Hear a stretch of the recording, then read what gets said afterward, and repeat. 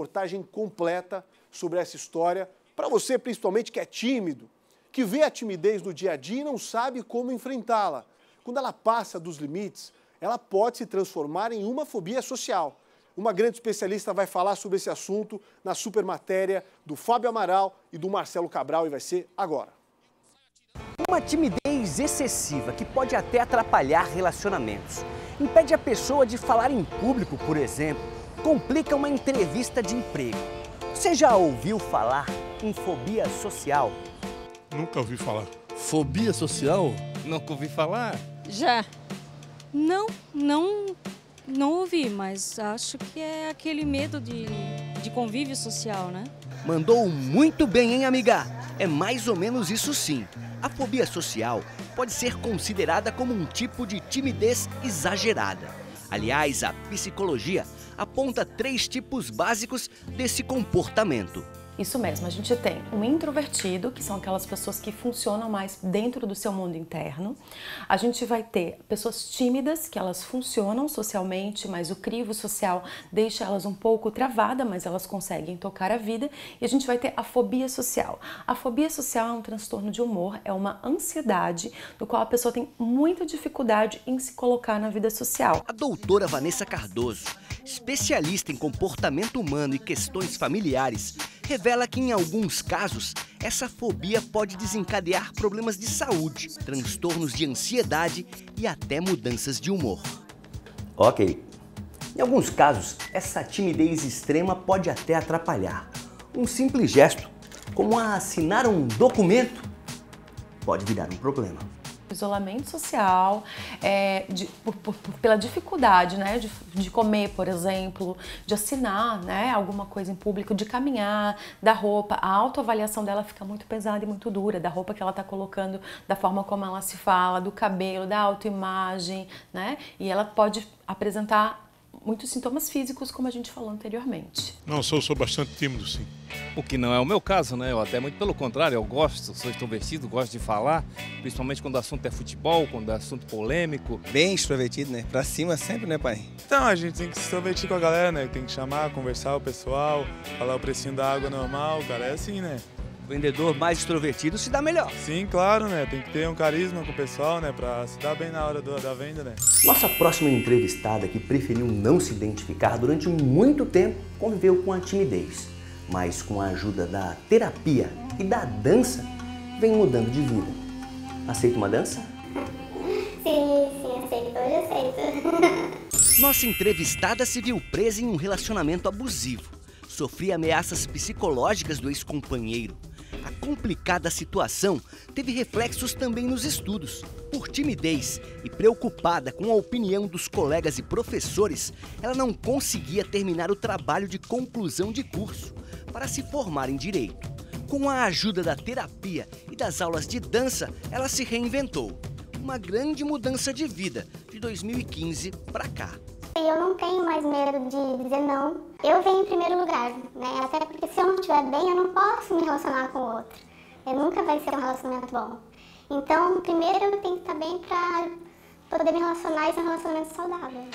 Ó, quem cruza a esquina da Felipe Schmidt com a Deodoro sempre acompanha essas artes expostas aqui, que são do artista Daniel Goulart. Estava me contando que é um pouco tímido também, né, Daniel? Sim, sempre fui assim, sempre tive um pouco de timidez, né? Mas com o passar do tempo isso vai passando, né? Sabe? Então eu procuro fazer meu trabalho, alegrar, conversar com todo mundo e a timidez deixar de lado, mas sempre fui um pouco tímido, sim. Claro, eu tenho isso dentro de casa. Minha própria enteada é uma pessoa que é extremamente tímida, às vezes ela até acaba perdendo oportunidades de conhecer ou de fazer algumas coisas pela timidez dela, pela vergonha. Mais ou menos, mais ou menos. Acho que todo mundo tem um pouco de fobia social em algum momento, né? Às vezes você olha assim, não vai com a cara da pessoa, ou tem medo de se aproximar. Mas eu acho que todo mundo tem um pouco, né? O ruim é quando incapacita, né? Encontramos no centro da cidade Mr. Haas Bernardo, primeiro vocalista do Cidade Negra. Haas, já ouviu a expressão fobia social? Já sim, já ouvi.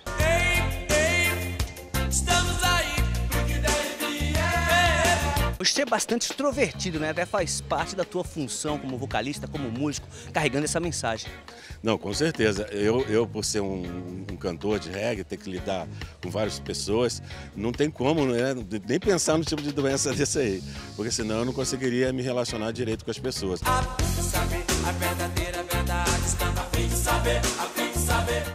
Nosso encontro agora é com a advogada Simone. E bastou uma pequena caminhada para o alto astral dessa gaúcha de 44 anos me envolver. Essa é boa de resenha.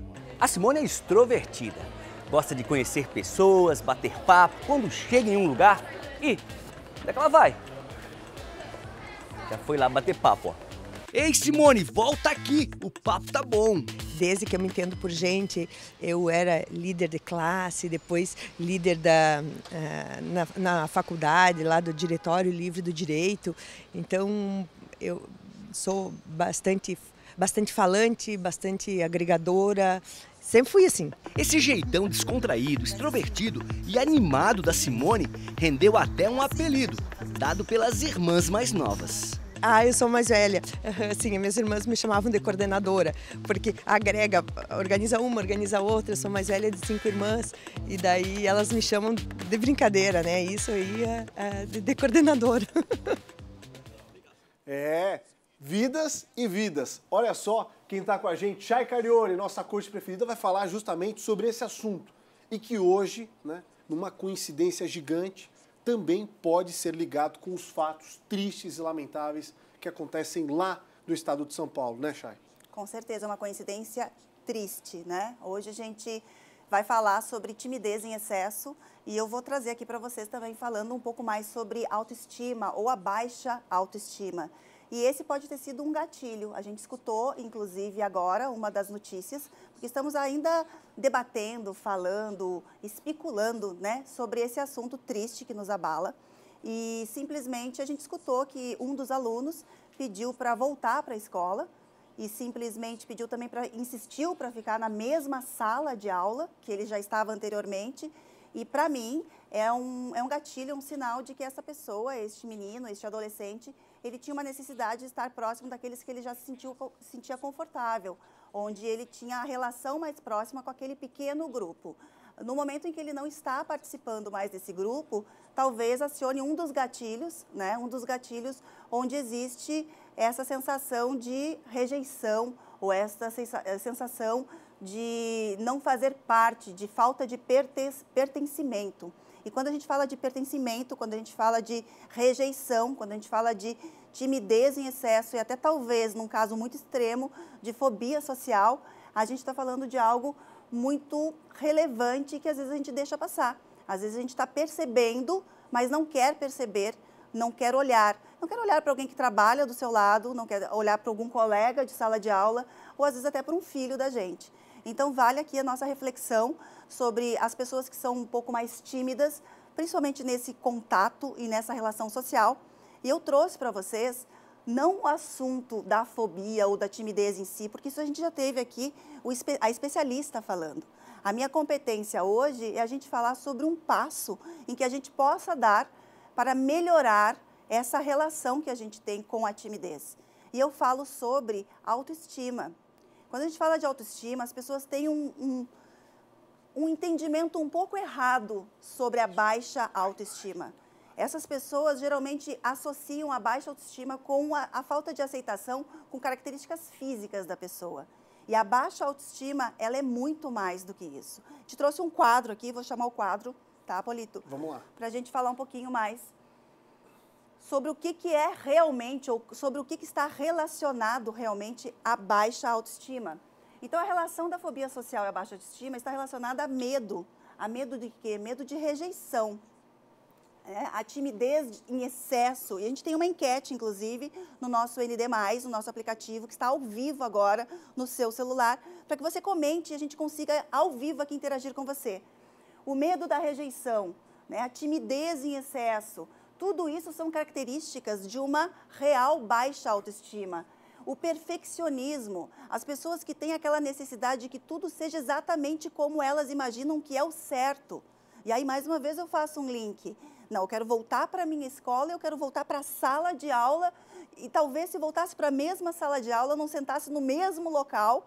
Talvez esse perfeccionismo que está associado com uma expectativa elevada além da realidade. Porque a realidade é o dia a dia e a realidade ela tem muitas mudanças. Quando eu falo também de perfeccionismo, que está associado à baixa autoestima, eu trago para você a questão da autocrítica elevada. A pessoa que se autocritica, aquela pessoa que ela tem uma avaliação de si um pouco distorcida. Ou seja, eu me autoavalio de forma incorreta e, consequentemente, eu também sou uma pessoa com mais crítica em relação ao outro. A autocrítica elevada nos afasta do relacionamento social.